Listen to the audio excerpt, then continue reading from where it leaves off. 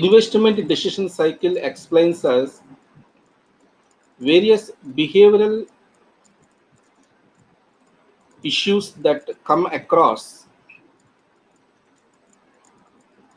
in the mindset of a human being from the point he thinks about buying or not buying a particular share.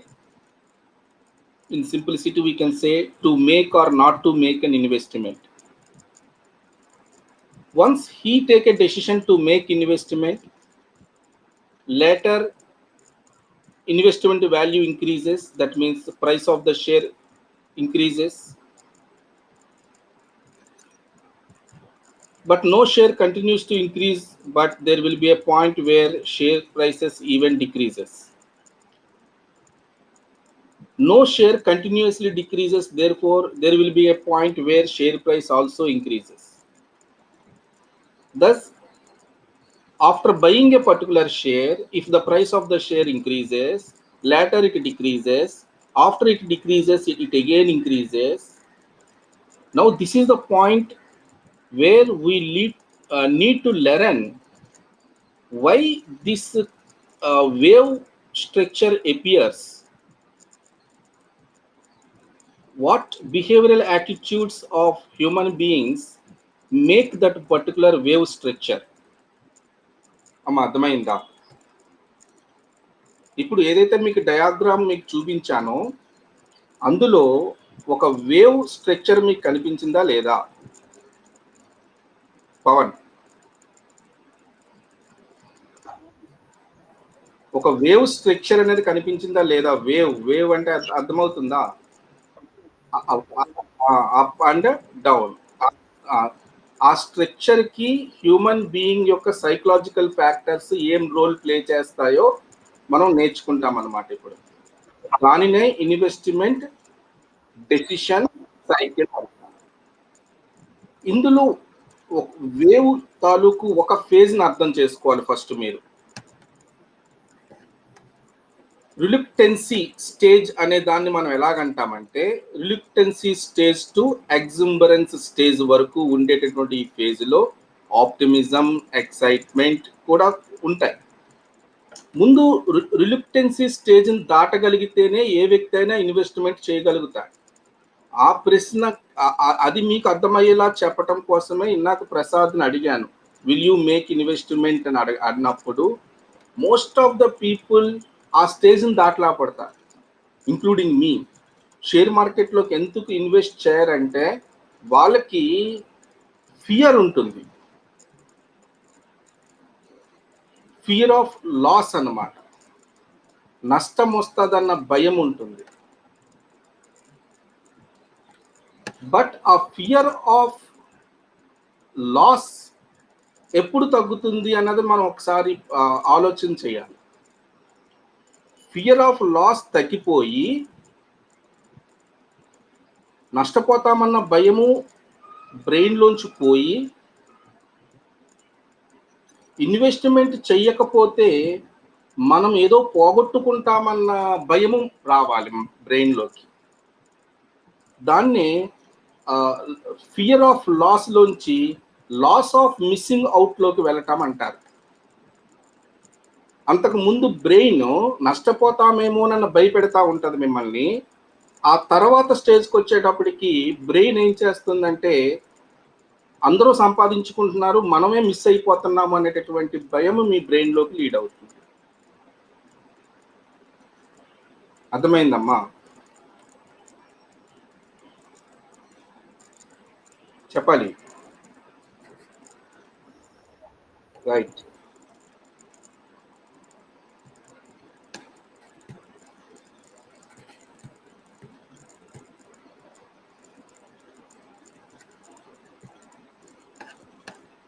This is the reluctancy stage. Why a human being stays at this particular stage, reluctancy stage? Because at that particular stage we see that investor is in a mode of a psychological factor or the mode of fear of loss.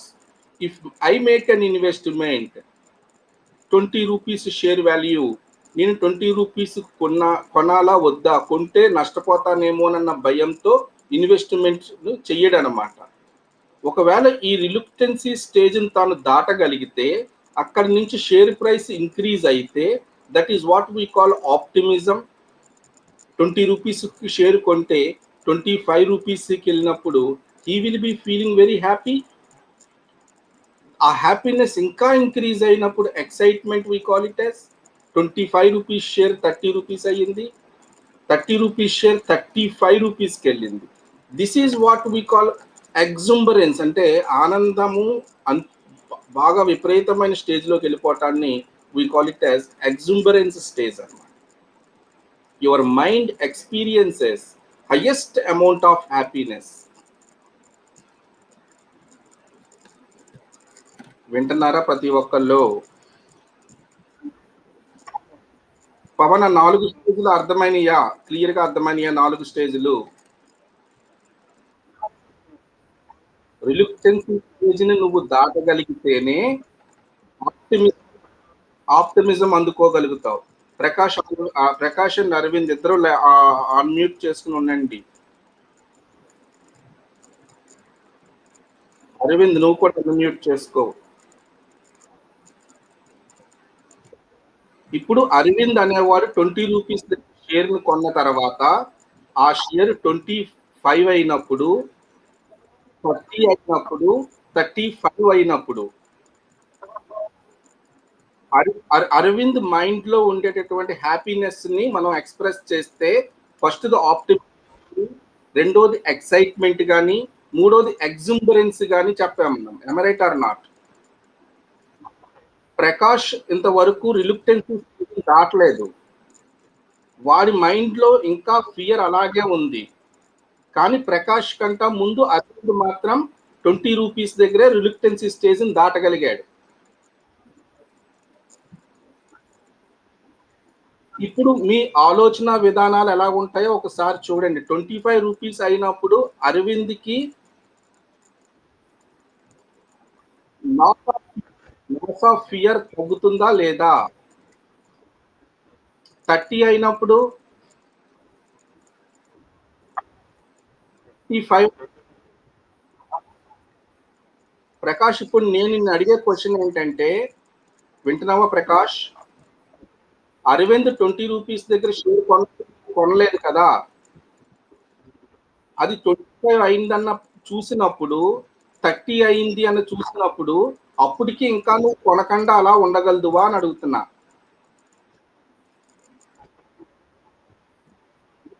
నువ్వు ₹20 దగ్గర అయితే share ని కొనలేదు, ఎందుకంటే నీకు ఇంకా నీ mind లో లాస్ ఆఫ్ ఫియర్ ఉంది, పోతానేమోనన్న భయం ఇంకా ఉంది. 20 నుంచి 25కి వెళ్ళినప్పుడు నీ మానసిక స్థితిలో మార్పు వస్తుందా రాదా? ఏమవుతుంది?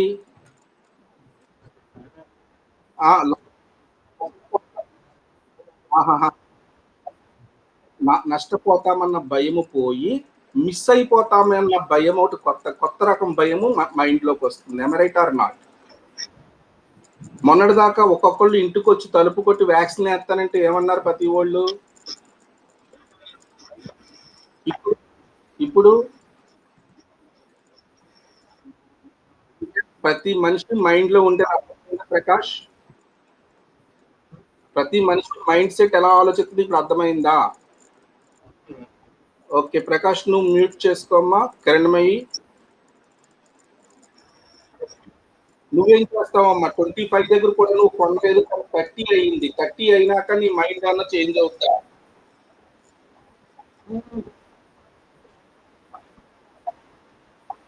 గుడ్. ఇప్పుడు జాగ్రత్తగా వెళ్ళి ఏ రకంగా అయితే 20 దగ్గర ఫస్ట్ ఫియర్ ని పవన్ పోగొట్టుకున్నాడో, 25 దగ్గర ప్రకాష్ పోగొట్టుకున్నాడు, 30 దగ్గర కిరణమై ఫియర్ ఆఫ్ లాస్ ని పోగొట్టుకుంది. అంటే చాలా మంది, నేను ఒక ఇద్దరు పేర్లే వాడుతున్నాను, ప్రకాష్ లాంటి వాళ్ళు కొన్ని వేల మంది ఉంటారు, కిరణమయి లాంటి వాళ్ళు లక్షల మంది ఉంటారు.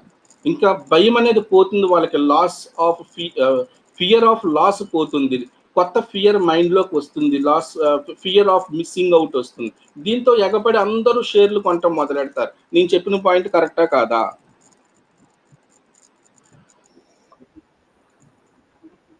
ప్రకాష్ లాంటి వాళ్ళు, కిరణ్మయి లాంటి వాళ్ళు వేలల్లో, లక్షల్లో ఉంటారు. Loss of fear of loss వాళ్ళలో పూర్తిగా పోతుంది. షేర్ ప్రైస్ పెరగటం చూసి. దీంతో వీళ్ళందరూ కొంటారు. వీళ్ళందరూ కొనేటప్పటికి ఏమవుతుంది షేర్ ప్రైస్ మరి అవుతుంది. అది ఎక్సైట్‌మెంట్ నుంచి ఎగ్జుంబరెన్స్ స్టేజ్‌కి హ్యాపీగా వెళ్ళిపోయేటటువంటి అవకాశం ఉంటది. దీనికి కారణం కంపెనీ బాగా పెర్ఫార్మ్ చేయటం కాదు. అనిపిస్తుంది. Irrational buying behaviour.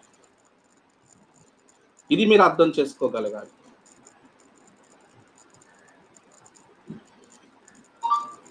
Point is clear to all. ఇప్పుడు ఇంకొక సైకాలజీ మీకు జాగ్రత్తగా ఐడెంటిఫై చేయండి. ఇదంతా మీకు తెలిసిన సైకాలజీని కొత్తగా చెప్పేదేం కాదు. రిస్క్ అండ్ సేఫ్టీ పాయింట్ ఆలోచించండి మీరు. ఇక్కడ నుంచి కర్సర్ కనబడుతుందమ్మా అందరికి స్క్రీన్ మీద. ఈ కర్సర్ ఎగ్జుంబరెన్స్ స్టేజ్కి వచ్చేసేటప్పటికి మీకు ఒక పక్కన ఆనందం వరకు నేను ఒప్పుకుంటాను. మీకు ఆనందానికి అంతు ఉండదు. ఎందుకంటే రూ. 20 కొనుక్కున్నవాడు షేర్ ప్రైస్ రూ. 40 అయిపోయింది అంటే, డబుల్ అయిపోయిందంటే within A short period of time వాడి ఆనందానికి అంతు ఉండదు. దానికి ఎగ్జుంబరెన్స్ అనే ఒక మంచి పదం పెట్టడంలో తప్పు లేదు. But risk point of view ఆలోచించినప్పుడు point of maximum safety and point of maximum రిస్క్ని మనం ఆలోచిస్తే షేర్ ప్రైస్ ఎప్పుడైతే ఇలా పెరుగుతూ ఉంటుందో ఫియర్ ఆఫ్ లాస్ పోయింది, ఫియర్ ఆఫ్ మిస్సింగ్ అవుట్ వచ్చింది. ఇప్పుడు ఏం స్టార్ట్ అవుతుందంటే ఫియర్ ఆఫ్ మిస్సింగ్ అవుట్ పోయి పాయింట్ ఆఫ్ మాక్సిమం రిస్క్ వచ్చేస్తాం అన్నమాట. సరిగ్గా విన్నారమ్మా అందరూ కూడా. ఎగ్జుంబరెన్స్ స్టేజ్కి వచ్చేటప్పటికి ఒక పక్కన ఆనందం అయితే మైండ్లో ఉంటుంది కానీ హ్యూమన్ బీయింగ్స్లో ఈ టైంలో వచ్చేటువంటి మరొక ఆలోచన ఏంటంటే మనము మాక్సిమం రిస్క్కి వెళ్ళిపోయాము.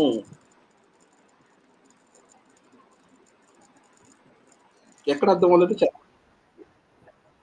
మాక్సిమం రిస్క్కి వెళ్ళిపోయాము అంటే ఇక్కడ మీరు అర్థం చేసుకోవాల్సింది నువ్వు ఒక మౌంటైన్ ఎక్కుతున్నావమ్మా. మౌంటైన్ ఎక్కేటప్పుడు స్టార్టింగ్ 2-3 స్టెప్పులు మాత్రమే నువ్వు వేసేసి ఉంటే పర్వాలేదు.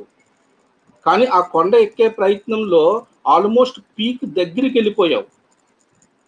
కానీ పీక్ దగ్గరికి వెళ్ళానన్నది క్లారిటీ రాదు కానీ ఆల్రెడీ రూ. 20 షేర్ రూ. 40కి వెళ్ళిన తర్వాత అది అక్కడ నిలబడుతుందా అనే అనుమానం నీకు వస్తుంది.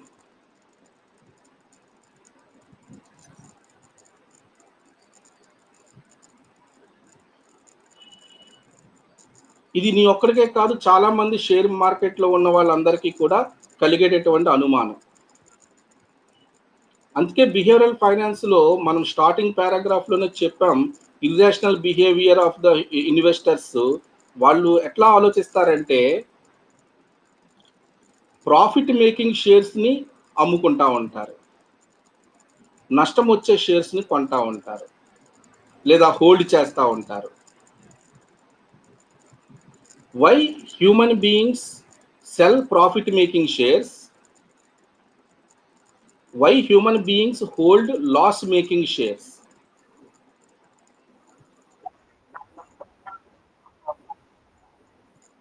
హోల్డ్ చేస్తారు. ఎందుకు హోల్డ్ చేస్తారంటే అది వాళ్ళ ఇర్రేషనల్ బిహేవియర్.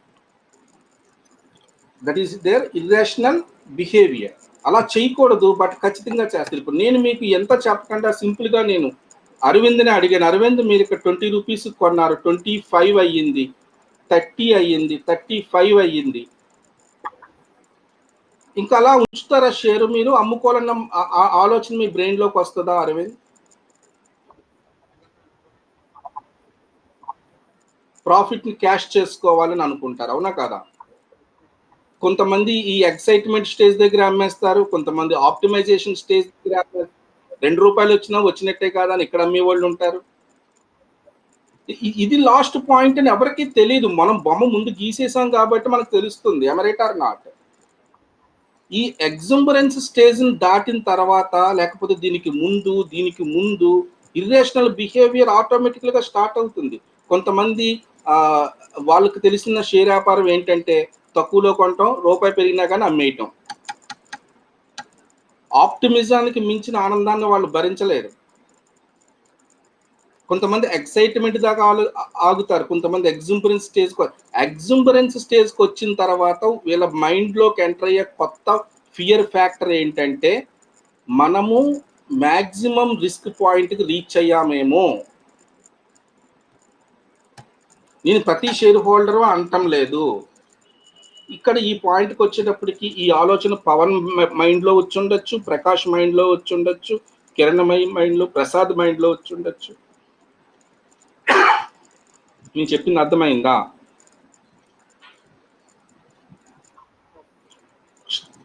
సో దాంతో కొంతమంది షేర్లు అమ్మటం మొదలు పెట్టేస్తారు. ఇలా షేర్లు అమ్మేసే వాళ్ళు లిక్విడిటీ ప్రాబ్లమ్స్తో కొంతమంది ఉండొచ్చు, అంటే వాళ్ళకి డబ్బులు అర్జెంట్ అన్నమాట. ఆ లిక్విడిటీ ప్రాబ్లం వల్ల కొంతమంది షేర్లు అమ్ముతూ ఉంటారు. కొంతమంది ఆ రిస్క్ని భరించలేక, అంటే ప్రతి మనిషికి రిస్క్ తీసుకునే యాటిట్యూడ్ ఒకలా ఉండదు.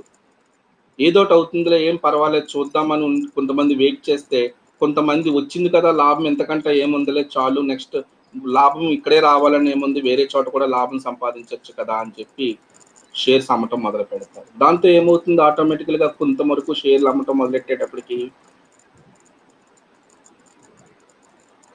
వచ్చిన ప్రాఫిట్ని ఎన్కాష్ చేసుకుందామని కొంతమంది ప్రయత్నం చేయటం వల్ల, దానికి రీజన్స్ పర్సనల్ రీజన్స్ అవ్వచ్చు, ఇర్రాషనాలిటీ అవ్వచ్చు, వాట్ ఎవర్ మేబీ చెప్పాలి. కొన్ని షేర్లు అమ్మటం మొదలు పెట్టేటప్పటికి అప్పుడు దాకా మనకి పెరుగుతూ ఉన్న షేరు నెమ్మదిగా డౌన్ అవటం మొదలు పెడుతుంది. ఎమ్ రైట్ ఆర్ నాట్? అయితే ఈ ఎగ్జుంబరెన్స్ స్టేజ్ నుంచి షేర్ ప్రైస్ కొద్దిగా తగ్గితే, సే ఫర్ ఎగ్జాంపుల్ ఎగ్జుంబరెన్స్ స్టేజ్ దగ్గర మనకు 40 అనేది తీసుకుంటే, అక్కడి నుంచి జస్ట్ ఒక 2 రూపీస్ డ్రాప్ అయ్యింది, 38. ఎందుకు డ్రాప్ అయ్యింది? ఈ 2 రూపీస్ తగ్గడానికి కారణం, కొంతమంది అప్పు చేసి బిజినెస్లో ఇన్వెస్ట్ చేశారు, వాళ్ళకి లిక్విడిటీ ప్రాబ్లం వచ్చింది, పేమెంట్స్ ఇచ్చుకోవాల్సి అవసరం రావటం వల్ల షేర్లు అమ్మేసి ఉండొచ్చు. కొంతమంది ఇంకా ఇది ఇంతకన్నా పెరగదలే, నాకు ఇంత ఇది ఇంకా హోల్డ్ చేయటం రిస్క్ అవుతుందేమోలే, అమ్మేద్దామని. ఆ కొంతమంది ఎవరైతే షేర్లు అమ్మటం మొదలు పెడతారో వాళ్ళ వలన షేర్ ప్రైస్ డిక్రీజ్ అవుతుంది. డిక్రీజ్ అయినప్పుడు మనం ఆ పాయింట్ని డినైల్ స్టేజ్ అన్నాం. డినైల్ స్టేజ్ అంటే ఎలా ఉంటుందంటే, వింటున్నారు అందరూ కూడా, స్లోగా కొంచెమే డిక్రీజ్ అయింది కాబట్టి అందరూ ఏమనుకుంటారంటే ఏం పర్లేదు, ఇది నార్మల్గా వచ్చే స్మాల్ డ్రాపే, ఏం కాదులే. మనసు ఒప్పుకోదన్నమాట. ఏదైతే అంత ముందు మనం అనుకున్నామో, అనుకున్నది అనుకున్నట్టుగా జరిగింది. రూ. 20 ఇన్వెస్ట్ చేస్తే ఇంకొక రూ. 20 యాడ్ అయ్యి రూ. 40కి వెళ్ళింది. 40 నుంచి 38కి డ్రాప్ అవగానే అందరూ కంగారు పడిపోరు. కొంతమందే కంగారు పడతారన్నమాట. అంటే మెజారిటీ ఆఫ్ ద పీపుల్ ఏం చేస్తున్నారు, డినే చేస్తున్నారు, ఫర్దర్ ఫాల్ ఉండదు అనే నమ్మకంతో ఉన్నారన్నమాట. కొంతమంది మాత్రమే కంగారు పడి షేర్లు అమ్మటం మొదలు పెడతారు. దీనివల్ల ఏమవుతుంది, డినైల్ స్టేజ్ నుంచి ఇంకా తగ్గితే షేరు, అంతకు ముందు హోల్డ్ చేయటం చూసాం, మధ్య మధ్యలో ఇంకా కొంతమంది ప్రకాష్, కిరణమయి, ఇంకా some other thousands lakhs of people buying చేయటం మొదలెట్టారు. బికాస్ వాళ్ళ ఫియర్ ఆఫ్ లాస్ పోయి ఫియర్ ఆఫ్ మిస్సింగ్ అవుట్ చేరి దాని ప్రైస్ ఇంక్రీజ్కి అది హెల్ప్ చేసింది. మరి ఇక్కడికి వచ్చేటప్పటికి ఏమవుతుందంటే మ్యాక్సిమం రిస్క్ పాయింట్కి వచ్చేసామన్న కాన్సెప్ట్లోకి వచ్చి కొంతమంది షేర్లు అమ్మటం, పర్సనల్ లిక్విడిటీ రీజన్స్ వల్ల అమ్మటం, ఈ కారణం చేత ప్రాఫిట్ని ఎన్కాష్ చేసుకోవాలంటే అమ్మితేనే డబ్బు చేతికి వస్తుంది, లేకపోతే నెంబర్స్ రూపంలో ప్రాఫిట్ కనబడుతుంది. 20 నుంచి 40కి వెళ్ళింది అనే లాభము పేపర్స్ మీద ఉంటుంది కానీ చేతికి రాదు. క్యాష్గా చేతికి రావాలంటే అమ్మాలి. సో ఈ పాయింట్లో ఏమవుతుందంటే ఆ మ్యాక్సిమం రిస్క్కి చేరుకున్న షేరు డెఫినెట్లీ డౌన్ఫాల్ అవుతుంది. డౌన్ఫాల్ అయిన షేర్ని అమ్మకుండా కొంతమంది ఇంకా హోల్డ్ చేస్తారు. అలా హోల్డ్ చేయడానికి వాళ్ళ మైండ్లో ఉండేటటువంటి సైకలాజికల్ ఫ్యాక్టర్ ఏంటంటే మనసు ఒప్పుకోదు, ఇంకా పడిపోతుంది అన్నది వాళ్ళు నమ్మరు. నమ్మకపోవడానికి కారణం they think that this is a normal decrease. ఆ సైకలాజికల్ ఫ్యాక్టర్ ఏదైతే వాళ్ళని డినైల్ ఫ్యాక్టర్ ఉంటుందో అది ఎక్కువ మంది హోల్డ్ చేసేలాగా, కొద్ది మంది మాత్రమే సేల్ చేసేలా చేస్తుంది. తర్వాత ఫర్దర్గా షేర్స్ అమ్మకం జరిగినప్పుడు ఏమవుతుందంటే ఈ డినైల్ ఫ్యాక్టర్ని మైండ్ ఒప్పుకోవటం మొదలు పెట్టేటప్పటికి కొంతమంది అమ్మటం మొదలు పెట్టేటప్పటికి ఇంకా షేర్ ప్రైస్ తగ్గుతుంది. షేర్ ప్రైస్ ఇంకా తగ్గేటప్పటికి మీలో ఫియర్ అనేది మొదలవుతుంది. అక్కడి నుంచి ర్యాపిడ్ ఫాల్ స్టార్ట్ అవుతుంది. ఇంకా ఆ తర్వాత ఉండేటటువంటి సిచ్యువేషన్స్ని డినైల్ స్టేజ్ నుంచి క్యాపిటలైజేషన్ స్టేజ్ దాకా డెస్పర్షన్ అంటే మనం కొన్న రేటుకే పడిపోవటం, మళ్ళీ కొన్న రేటు కన్నా ఇంకా తక్కువకి వచ్చేయటం. Say for example this is 20 rupees stage అని మనం అనుకుంటే కనుక 20 కన్నా తగ్గి 20 కన్నా ఇంకా తగ్గిపోయి panic stage, capitulation stage, despondency stage, మళ్ళీ ఇక్కడి నుంచి రైజ్ అవటం అనేది మొదలు పెడుతుంది. ఇక్కడ మనం జాగ్రత్తగా ఈ వేవ్స్ని అబ్జర్వ్ చేస్తే ఇక్కడ నేను పాయింట్ ఆఫ్ మ్యాక్సిమం రిస్క్ అని చెప్తాను, దీన్ని పాయింట్ ఆఫ్ మ్యాక్సిమం సేఫ్టీ అంటాను. ఇదంతా సైకలాజికల్గా మార్కెట్ తీసుకునేటటువంటి పాయింట్స్ అనమాట. ఎక్కడ ఫైనాన్షియల్ లిటరేచర్లో ఉండవు సేఫ్టీ పాయింట్స్, లేకపోతే what we call risk points అనేవి ఉండవు. స్టాండర్డ్ ఫైనాన్స్లో ఎంతసేపు కూడా మనకి intrinsic value of the share ఉంటుంది. ఇంట్రిన్సిక్ వాల్యూ కన్నా ఎక్కువకి వెళ్తున్నా దానికన్నా తక్కువకి వెళ్తున్నా ఏం చేయాలో స్టాండర్డ్ ఫైనాన్స్ చెప్తుంది. బట్ దాన్ని పక్కన పెట్టేసి వీళ్ళ సైకలాజికల్ ఫ్యాక్టర్స్తో ట్రేడింగ్ చేసేటప్పుడు ఉండేటటువంటి సబ్జెక్ట్ మీకు చెప్తున్నాను నేను. ఇప్పుడు మీరు అబ్జర్వ్ చేసినట్లయితే this is the point of maximum risk అయితే this is the point of maximum safety.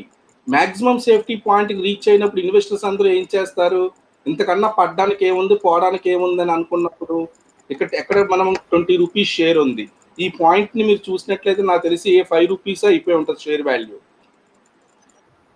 5 రూపాయలకి షేర్ దొరుకుతుంది అనగానే చాలా మంది బయ్యర్స్ మళ్ళీ కొనటం మొదలు పెడతారు. ఎందుకంటే 5 రూపాయల షేర్ అంటే ఇంక అంతకన్నా పడడానికి ఏముండదు, ఏం పడతలే అని చెప్పి చాలా మంది షేర్లు కొనటం మొదలు పెడతారు. దాంతో మళ్ళా షేర్ ప్రైస్ అనేది ఇంక్రీజ్ అవటం మొదలు పెడుతుంది. ఎక్కడ మొదలయ్యామో మళ్ళీ అక్కడికి రావటానే సైకిల్ అంటారు. కాబట్టి 20 రూపీస్ ఉన్న ఒక షేరు అలా గ్రాడ్యువల్గా ఇంక్రీజ్ అయ్యి మళ్ళీ డిక్రీజ్ అయ్యి మళ్ళీ ఇంక్రీజ్ అయ్యి 20 రూపీస్కి వచ్చేటప్పటికి మనము బ్రేక్ ఈవెన్ అయ్యాము, లాభం అయితే ఏమీ రాలేదు అన్నటువంటి పాయింట్ ఇక్కడ మనకి రిలిక్టెన్సీ అంటే అమ్మేసి బయటపడదామా లేదా మళ్ళీ కంటిన్యూ చేద్దామా అనేటటువంటి సంసిద్ధత. ఈ రిలిక్టెన్సీ మళ్ళీ ఎక్కడ స్టార్ట్ అయ్యామో మళ్ళీ అక్కడికి వస్తుంది అనమాట. That is what we call cycle, investment decision cycle. చెప్పలేమని అర్థమైందా లేదా?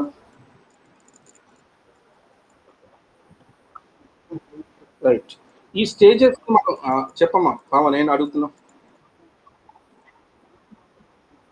రైట్. అది ఆ మ్యాక్సిమం సేఫ్టీ అనేది అలాగే మ్యాక్సిమం రిస్క్ అనేది మనకి లిటరేచర్లో ముందుగా రాసి మనందరికి ఇన్ఫార్మ్ చేయరు. ప్రతి ఇన్వెస్టర్ కూడా వాడికి వాడు ఎజ్యూమ్ చేసేసుకుంటాడు. ఒకడు ఆప్టిమైజేషన్ దగ్గరే ఎగ్జిట్ అయిపోతాడు, ఇంకొకటి ఎగ్జంబరెన్స్ స్టేజ్ దాకా కూడా చూడాలన్నమాట. సో అది నెంబర్ వాల్యూమ్ ఆఫ్ షేర్స్ ఎక్కడ ఎక్కువ ట్రేడింగ్ అవుతున్నాయన్న దాన్ని బట్టి ఉంటుంది. నేను ఒక క్వశ్చన్ అడుగుతాను, చెప్పండి. ఎవరు చెప్తారు? ప్రసాద్, నువ్వు చెప్తావా? నా క్వశ్చన్ ఏంటంటే, ఇప్పుడు 100 రూపాయలకి షేర్ కొనుక్కున్నావమ్మా, అది 5 రూపాయలు నష్టపోయావు నువ్వు, అంటే 95 రూపాయలకి వచ్చేసింది షేర్. బాధ కలుగుతుందా లేదా? ఒకసారి అలాగ జాగ్రత్తగా మైండ్లో పెట్టుకుని నేను అడిగే క్వశ్చన్ ఏంటంటే, 100 రూపాయల షేరు ఏకంగా 30 రూపాయలు పడిపోయిందమ్మా. 100 రూపాయల షేర్ 30 రూపాయలకి పడిపోయినప్పుడు పైన 70 రూపాయల గురించి నువ్వు నాకేం చెప్పొద్దు, నేను నిన్నేం అడగట్లేదు. 30 రూపాయలు పడిపోయినా కానీ నువ్వు అలా పెట్టు కూర్చున్నావు ఆ షేరు. మన్నాడు 25 రూపాయలకి పడిపోయిందమ్మా. ఇప్పుడు కూడా 5 రూపాయలే కదా పోయింది. మొదట 5 రూపాయలు పడిపోయినప్పుడు ఎక్కువ బాధ కలుగుతుందా, ఈ 30 నుంచి 25కి పడిపోయినప్పుడు ఎక్కువ బాధ కలుగుతుందా నీకు? అది మరి నిజం చెప్పాలంటే పోయింది ఎక్కడైనా 5 కదా. కానీ మొదట వచ్చిన నష్టానికి హ్యూమన్ బీయింగ్ ఇచ్చే వాల్యూ బాగా ఎక్కువైపోయింది, ఎక్కువ వర్క్ అయిపోతున్నాడు అక్కడ. ఆల్రెడీ పడిపోయిన షేర్ ఇంకొక 5 రూపాయలు పడిపోతేనేమో పెద్ద ఏం హర్ట్ అవ్వట్లేదు, పోయిందే కదా ఇంకేం పోద్దులే అన్నట్టుగా ఉంటున్నాడు. అంటే human being mentality at 2 different points for same loss different అని ఒప్పుకున్నాం కదా మనం. మనకు తెలియకుండా మనలోనే ఈ సైకలాజికల్ ఇష్యూస్ ఉంటాయన్నమాట. ఈ బిహేవియరల్ ఫైనాన్స్ చదువుకోవటం వల్ల వాటిని రేపొద్దున మనం ఎక్సీడ్ అవ్వగలుగుతాం. రూ. 5 పోగొట్టుకోవటం అంటే ఎక్కడైనా ఒకటే అది. 30-25 పడిపోయినా పోయింది 5, 100-95 పడిపోయినా పోయింది 5. But we give 2 different importances for these 2 types of losses. అదే సబ్జెక్ట్ ఇప్పుడు మనకి బిహేవియరల్ ఫైనాన్స్ ఇప్పుడు మనం సరదాగా మాట్లాడుకుంటూ చెప్పుకున్న దాన్నే ఇప్పుడు ఇక్కడ చెప్పడం జరుగుతుంది. ఒకసారి చూద్దాం అది. Reluctancy. It is worth stating starting with the word that occurs at both start and end of the chart. Reluctancy. This is the default state of most investors. Default అని ఎందుకన్నామంటే ఎవరు ఇంకా ఒక ఇన్వెస్టర్ ఇంకా షేర్లు ఇన్వెస్ట్ చేయలేదు అంటే వాడు అర్థము రిలుక్టెన్సీ స్టేజ్ లో ఉన్నాడనమాట. ఇన్వెస్ట్ చేయనా వద్దా, చాలా వరకు కూడా వద్దనే మనసు అనిపిస్తుంది. That is why we call this as a starting stage of reluctancy అనమాట. In a normal circumstances, we fear taking a risk and getting it wrong more than we fear missing out. This reluctance to get involved is compounded by another strong behavior effect, that is loss aversion. నష్టం వస్తుందేమోనన్న భయాన్ని వాళ్ళు behavioural finance లో they call it as loss aversion. నష్టం రాకూడదని కోరుకోవటాన్ని loss aversion అని అంటాం అనమాట. సో రిలిక్టెన్సీ స్టేజ్ దాటిన తర్వాత ఆప్టిమిజం టు ఎగ్జింబరెన్స్. ఈ ట్రావెల్ ఎలా ఉంటుంది అన్నది మనం చూసినట్లయితే రిలిక్టెన్సీ స్టార్ట్స్ డిమినిషింగ్. షేర్లు కొనద్దు అనేటటువంటి ఆ మనస్తత్వము తగ్గిపోతూ ఉంటుంది. And when markets pick up, a share అయితే నేను 20 రూపాయలు చూసి నువ్వు వద్దులే అని వదిలేసావో అది మన్నాడు 25 రూపాయలకి వెళ్ళినప్పుడు నీలో ఆ భయం పోతుంది, లాస్ ఎవర్షన్ తగ్గిపోతుంది, ఫియర్ ఆఫ్ లాస్ పోతుంది. పోయి ఏమొస్తుందని చెప్పాను, ఫియర్ ఆఫ్ మిస్సింగ్ అవుట్ అనేది క్రీప్ అప్ అవుతుంది అనమాట. అప్పుడు నీకు ఆటోమేటిక్గా రిలుక్టెన్సీని దాటి ఆప్టిమిజం టు ఎగ్జింబరెన్స్ ట్రావెల్ జరుగుతుంది. Markets reluctancy starts diminishing when markets pick up and economy enters a positive phase. Fear of loss quickly turns into fear of missing out. Our natural aversion to loss may now cause us to take action to increase short-term emotional comfort, this time by entering the market. 20 రూపాయల దగ్గర రిలుక్టెన్సీలో ఉన్నప్పుడు emotional comfort ఉండదు, భయం వేస్తూ ఉంటుంది. Emotional అంటే అర్థమవుతుంది కదా మీకు. బట్ 25కి వెళ్ళినప్పుడు లేకపోతే 27కి వెళ్ళినప్పుడు అలాగా ఇంక్రీజ్ ట్రావెల్ అనేది నువ్వు చూసి ఇన్వెస్ట్ చేస్తే నీలో ఒక ఎమోషనల్ కంఫర్ట్ ఫీల్ అవుతావు అనమాట. నువ్వు అమ్మయ్య అయితే పర్లేదు, షేర్ పెరుగుతుందిలే, పెరుగుతున్నప్పుడు కొనాలి అని అనిపిస్తుంది నీకు. తర్వాత denial to panic. Denial to panic జాగ్రత్తగా మీరు అర్థం చేసుకుంటే ఇక్కడ చాలా నేమ్స్ చెప్పాను, ఒక్కొక్క నేమ్ మనము రాయాల్సిన అవసరం లేదు, బట్ డయాగ్రామ్ వేసినప్పుడు ఆ నేమ్స్ రాస్తే మంచిది మీరు ఎగ్జామ్లో. Investors always try to compute gains and losses from the point at which they enter the market. Only those investors who are in the immediate need of liquidity. నాకు చెప్పాను కదా, డబ్బు అత్యవసర పరిస్థితి ఉన్నప్పుడు try to sell the holdings, but remaining investors hesitate to sell. దీన్ని denial అంటాం. Hesitates to sell the stock in loss. That is, prefer to hold loss making securities. నష్టం వస్తున్నా కానీ ఏం పర్లేదు మళ్ళీ రైజ్ అవుతుందన్న నమ్మకంతో కొంతమంది ఉంటారు. మరి అమ్మేసే వాళ్ళు ఎవరమ్మా అని అడిగితే వాళ్ళకి ఇమీడియట్ లిక్విడిటీ నీడ్స్ ఉన్న వాళ్ళు అమ్మేస్తారనమాట. But further fall in the market price leads them to panic situation. Few of the investors may be found to sell their investments for reasons other than liquidity. ఇందాక చెప్పుకున్నాము, ఎవరికైతే డబ్బులు urgent అనుకుంటారో వాళ్ళు అమ్ముకుంటారు తప్ప మిగతా వాళ్ళు హోల్డ్ చేస్తారని చెప్పుకున్నాం. ఇప్పుడు అలా కాదు, ఈ ప్యానిక్ సిచ్యువేషన్కి వచ్చేసాక లిక్విడిటీ నీడ్స్తో సంబంధం లేకుండా కూడా షేర్స్ అమ్మేయటం మొదలు పెడతారు. Thus we see fall in the price a common phenomenon in all these points. Only difference is volume. సరిగ్గా విన్నారమ్మా, only difference is volume. Volume అని ఎందుకు అంటున్నామంటే, వాల్యూమ్ అంటే క్వాంటిటీ, నెంబర్ ఆఫ్ షేర్స్ అనమాట. ఈ డినయల్కి పానిక్ దగ్గరికి వచ్చేటప్పటికి డిఫరెన్స్ ఏంటంటే, ఇక్కడ కొద్దిపాటి షేర్లు మాత్రమే అమ్ముడవుతాయి. Volume is less, number of shares sold by the investors is less. But fear, desperation, panic స్టేజ్లకు వెళ్ళేటప్పటికి volume of shares sold by all investors మనం చూసినట్లయితే చాలా మంది అమ్మేయటం వల్ల వాల్యూమ్ బాగా ఎక్కువైపోతుంది. ఇక్కడ number of shares sold between these 2 points చాలా తక్కువగా ఉంటే, ఇక్కడికి వచ్చేటప్పటికి పాయింట్కి volume of shares brought for sale పెరిగిపోతూ ఉంటాయి అన్నమాట. అందరికి అర్థమైందా? So only difference is volume అంటే అర్థం అది. The continue to decrease, but only difference is volume. Volume అంటే ఇక్కడ నెంబర్ ఆఫ్ షేర్స్ అని అర్థం. Now you understand reluctancy stage, optimism to exuberance, denial to panic, capitulation to reluctancy. మళ్ళా wave లో increase రావటం అనేది మనం చూసినట్లయితే, దీన్ని ఇందాక ప్రసాద్ ఎగ్జాంపుల్ అడుగుతూ నేను మీకు చూపించకుండానే మీతోనే చెప్పాను. Loss of 5% hurts, but first 5% hurts most. మొదట వచ్చిన నష్టం బాగా ఎక్కువగా హర్ట్ చేస్తే తర్వాత వచ్చే నష్టం పెద్దగా హర్ట్ చేయదు. అంటే ఈ డయాగ్రామ్ లో పానిక్, క్యాపిటలేషన్ స్టేజ్ దాటిన తర్వాత ఇంకా పడేటటువంటి దాన్ని పెద్దగా పట్టించుకోరన్నమాట investors. So that is what we call reaching maximum safety point అంటారు దీన్ని. ప్రతి ఒక్కళ్ళు సేఫ్టీని ఎజ్యూమ్ చేసుకుంటారు. ఇక్కడికి వచ్చేటప్పటికి ప్రతి ఒక్కళ్ళు కూడా రిస్క్ని ఎజ్యూమ్ చేసుకుంటారు. ఇంతకన్నా పెరగదులే ఇంకా షేర్ అనేటువంటి highest risk, point of highest risk this is, and this is the point of lowest risk, otherwise highest safety.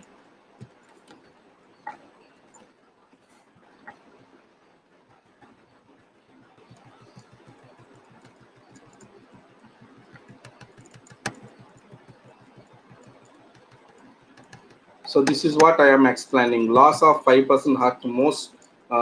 First 5% hurts the most. Once we have already lost 30%, the difference between minus 35 and minus 30 feels less significant than difference between minus 5 and no loss. అసలు నష్టం లేకుండా ఉన్న స్థితిలోంచి 5% నష్టంలోకి వెళ్ళటం చాలా బాధించేస్తుంది. అప్పటికే 30% నష్టపోయినప్పుడు minus 35కి దీనికి పెద్దగా పట్టింపు ఉండదు అనమాట. అంటే పట్టింపు ఉండకపోవటం అంటే it does not make more hurt. So ఆ పర్టికులర్ వేవ్లో మనం డౌన్ఫాల్కి వచ్చినప్పుడు the point of despondency can be explained as point of maximum safety. Exuberance దాటిన తర్వాత మనకి హైయెస్ట్ రిస్క్ పాయింట్ వస్తుంది. డిస్పోర్డెన్సీని దాటిన తర్వాత వచ్చే పాయింట్ మ్యాక్సిమం సేఫ్టీ కింద. అంచేత బయ్యర్స్ అందరూ కూడా సేఫ్టీ పాయింట్ కదా అని చెప్పేసి దే స్టార్ట్. అంతకుముందు కొనని వాళ్ళు, ఆల్రెడీ ఇంతకుముందు కొని అమ్మేసిన వాళ్ళు, వీళ్ళందరూ కూడా మళ్ళీ కొనడానికి ముందుకు వస్తారు. Hence buying process starts due to emotional safety assumed by investors. ఇది వాళ్ళు ఊహించుకుంటున్న సేఫ్టీయే కానీ నిజంగా కంపెనీ పొజిషన్లో ఏ మార్పు లేకపోవచ్చు. కంపెనీ యథాతథ రిస్క్ స్టేజ్లోనే ఉండొచ్చు. కంపెనీ యొక్క రిస్క్ని ఆ కంపెనీలో ఉన్నటువంటి క్యాపిటల్ స్ట్రక్చర్ బేస్డ్గా, కంపెనీకి అప్పులు ఎక్కువగా ఉన్నాయా, కంపెనీ యొక్క ఆపరేషన్స్ ఏమైనా ఈ మధ్యకాలంలో డిస్టర్బ్ అయినాయా, లేదా ఎకనామికల్ కండిషన్స్లో వచ్చిన మార్పులు, లేదా లీగల్ ఫిక్షన్స్ వల్ల వచ్చిన మార్పులు, ఇలాంటి వాటి వల్ల company share price increase decrease అయితే దట్స్ మీనింగ్ఫుల్. అలాంటివన్నీ చూడాలని స్టాండర్డ్ ఫైనాన్స్ కూడా చెప్తుంది మనకి. ఆర్బిట్రేజ్ ప్రైసింగ్ థియరీలో, ఏపీటీ థియరీలో బేటా ఒకటే కాకుండా ఇంకా చాలా ఫ్యాక్టర్స్ ఇంట్రడ్యూస్ చేస్తూ మ్యాథమెటికల్ మోడల్స్ ఉన్నాయి షేర్ ప్రైసింగ్ డిటర్మైన్ చేయడానికి. సో అలా కాకుండా కేవలం ఎమోషనల్, హ్యూమన్ బీయింగ్ తాను ఎమోషన్కి లోన్ అయ్యి ఆ ఎమోషన్స్ కారణంగా షేర్ ప్రైస్ ఇంక్రీజ్ డిక్రీజ్ చూసాం ఎంతసేపు మనం. అర్థమైంది అందరికి?